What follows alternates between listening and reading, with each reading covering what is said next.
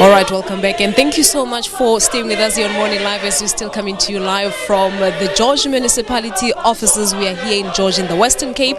This is for the Funda Mzantsi Championships. It's an annual event, of course, this year in its 8th year, whereby they're encouraging and inculcating the culture of learning and, most importantly, of reading, with this shocking statistics that shows that only 14% of South Africans read, and just about 5% of the parents here in South Africa, they read to their children. So really here's just to promote the culture of reading, as I said. Let's just talk about the process of entering this competition, of course, and the prerequisites of becoming part and parcel of this. If you have a book club at home and want to join in next year, let's talk to Dr. Sebolelo Mokapela. She is one of the adjudicators, but most importantly, she's a lecturer of isiXhosa from the University of Western Cape, and she joins us here on Morning Live. Doc, good morning to you, and thank you so much for coming through.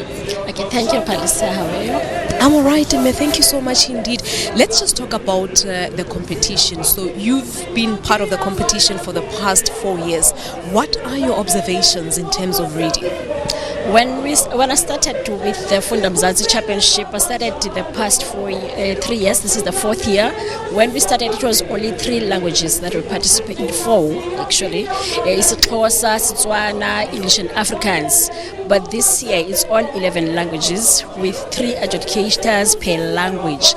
So that shows that this drive has grown so much, and the people, they see the impact that it's making in the country, and also in the realization of multilingualism through the culture of reading and mostly writing, because people are also being encouraged to write as well and establish book clubs in their communities. So it's more like people embracing themselves, who they are, because language is identity, and we applaud that quite a lot as linguists.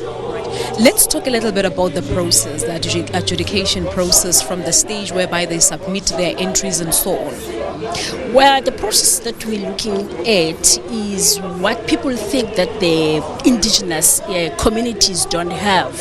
That is the culture, I mean, the reading itself, how you read, and also comprehension of what you're reading, and also being able to transfer that information that you got from the book to other people.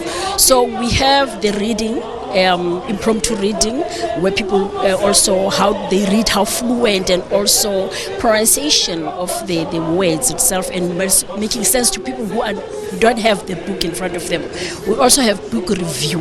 People, they read, because there is this misconception that people, especially black people and also indigenous languages, they read but they don't make sense of what they're reading. Is it really a misconception? I was reading a report last night, I think it's by the Department of Basic Education, whereby they sort of, showing their concern that people read but at the same time they don't really understand what they're reading. As someone who's been involved in this process, that's why I conclude that it's a misconception, because we have students from high school and also the inmates, of course, as you know, that they are participating as well.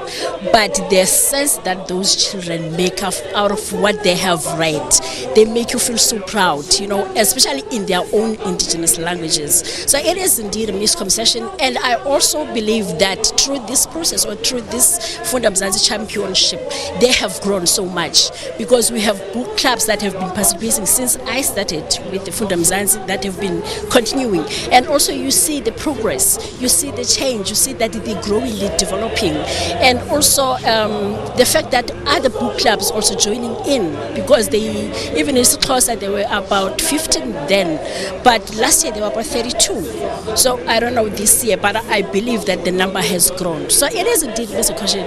And also, I wish this can spill over to the Department of Education. If the Department of Basic Education and Department of Higher Education were to be partners as well as Correctional Services is now, then they can see the need of making the information accessible to people in their own languages. It makes it easy for them to access information than reading in English and also having to translate, in their minds. Language barriers, I think that is what you're referring to. And you are isiXhosa lecturer. What are your observations in terms of the barriers that exist within our languages?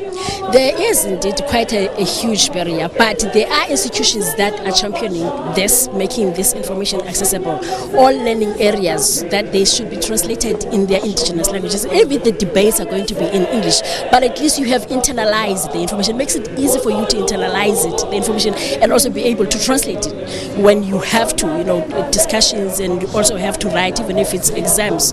So I think there is a need, a huge need, even though this has been going on for the past 22 years, it has not yet been realized. So these linguistic divides, they exist, but through drives like this one, they're trying to bridge. You can see that through the participation and also the number and the way this process or the project is growing. The divides, the language barrier is there, and it's a problem, and that's why people, they make these conclusions, negative conclusions about indigenous or rather indigenous linguistic groups of South Africa, that they don't have the capacity. They do, but it's just that the information is made so inaccessible to them.